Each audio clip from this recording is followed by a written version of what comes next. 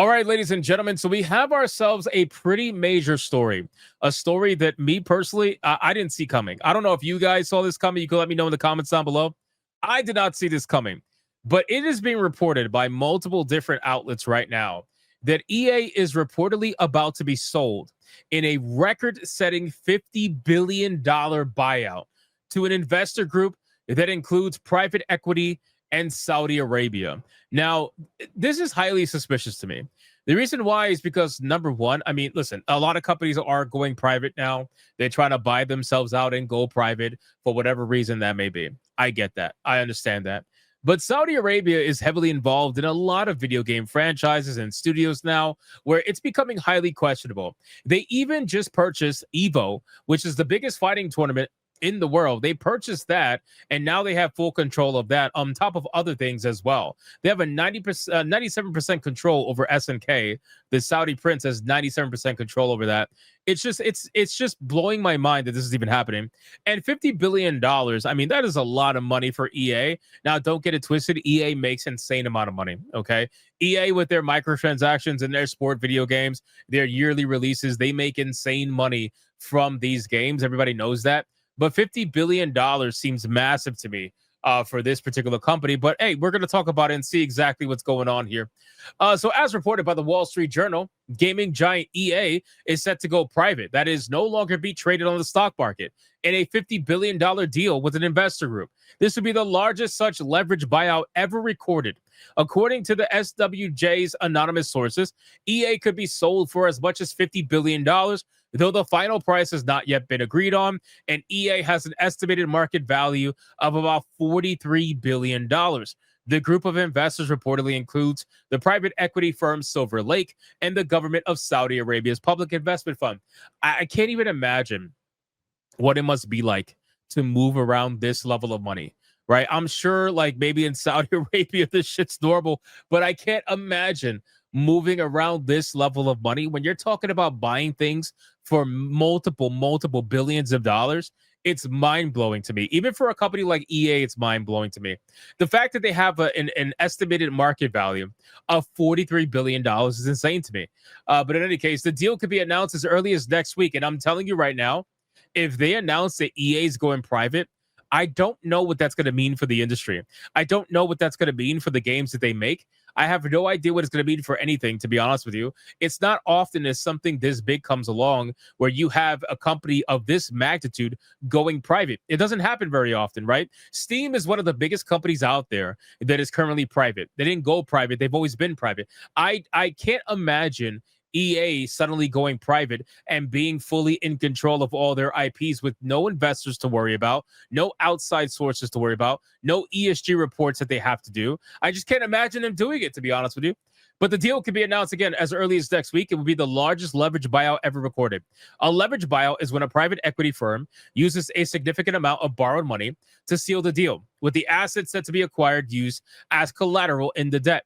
This effectively leaves the acquired company liable for the debt.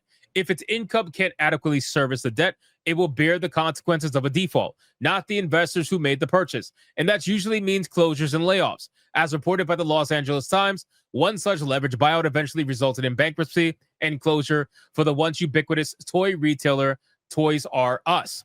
The fact that the upper bound cited for the deal is proportionally close to EA's estimated value, what's $7 billion between friends, could give reason for optimism that EA's debt burden will be proportional to its means. Even aside from the eventual bankruptcy, though, there's precedent for acquisitions like this causing massive disruptions to the company. Microsoft cut 1,900 jobs at Xbox in January of 2024, shortly after its acquisition of Activision Blizzard, and Blizzard Entertainment was heavily affected in particular. Now, I remember when the whole situation happened with Microsoft, Blizzard, and Activision. They tried to do this whole gaslight where they were trying to tell their employees, don't worry, everything's going to be fine. We have no plans to let people off. We're going to try to find a place for everybody. And after all that bullshit came out, like not even a couple of weeks later, we saw the bloodbath and people were losing their jobs in mass like crazy. They were just dropping one by one by one. The same thing's going to happen here. EA going private, I'm sure they're going to look at places like BioWare, for example. They're going to look at BioWare and be like, why are you even open? What the fuck do you provide that you're even open right now? You guys haven't made money in over 10 years. What are you providing? I don't understand. So they're all going to be gone, right? But in any case, Microsoft cut 1,900 jobs and they were heavily affected. The other known quantity in the purported deal, the Saudi Arabian Public Investment Fund, has been making inroads in games for several years as part of a multifaceted push into global media and entertainment.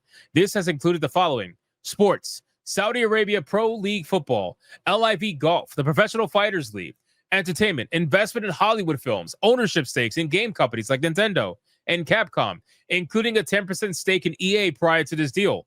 Sports entertainment. Saudi Arabia made a $1 billion deal in 2018 to host major WWE events in the kingdom. And the promotion recently announced that WrestleMania 43 will be held in Riyadh in 2027.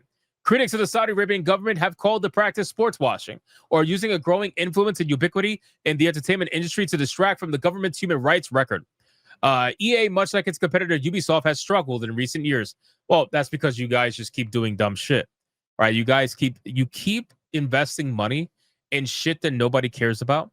You over rely on your microtransactions. You over rely on your sports games, and you have other games that have come up that have completely flopped, and then you gaslight people about them. You're not honest about them, and then you keep making the same shit over and over and over again.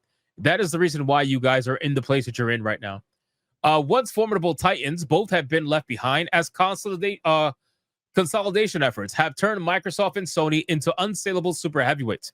At the same time, smaller publishers like Dread, XP, Devolver, and PlayStack have become ubiquitous at the other end of the budget spectrum. It seems like this journalist just discovered the word ubiquitous and now can't stop using it. EA lost the lucrative FIFA license, which was huge, by the way, leading to its new generalized EA FC series. Beloved RPG developer BioWare was sharply downsized after Dragon Age: The Veilguard proved a relative sales failure. The impending release of Battlefield 6, which has seen a massive beta numbers and positive critical reception, is looking like a much-needed win for the company. I'm sure they need it, and they need it bad. At this point, EA, this is probably why they're trying to do the whole, like, we're listening, gamers. We're listening to you. We're listening to everything you say you want. Just believe us and come buy our game. Buy our game. Play it, please. We need you. I'm sure Battlefield 6 is going to be one of the last hoorahs for EA, and if it doesn't explode in a player base, or it doesn't maintain its player base over time, they're going to have a very, very difficult few years ahead. But in any case, should the deal go through, here are some of the major studios and games that could be affected: BioWare, Respawn, DICE, Maxis, the Madden NFL and EA Sports College Football series, the dormant Dead Space and Need for Speed series, the once dormant Skate, which recently resurrected, the Command and Conquer series, and the Origin Systems back catalog, including Ultima and Wing Commander, Pepperidge Farm remembers. Now, these are all pretty major franchises that if they were to suddenly disappear or go under someone else's ownership, that's going to send a ripple effect throughout the industry. So if we end up getting a statement about this, I would be surprised. At this point, I'm not inclined to believe it. I've only seen one or two videos talking about this right now. So I'm not inclined to fully believe this just yet, but it's definitely possible, and it would not be super surprising coming from EA, who is currently struggling big time right now. So you guys let me know again what you think in the comments down below of this entire situation. Do you think that this is actually going to happen, or do you think this is bullshit right now? Whatever it may be, leave your thoughts in the comments down below. Thank you so much for watching this video, and if you enjoyed it, consider hitting that like button and that subscribe button, and I'll see you guys on the next one.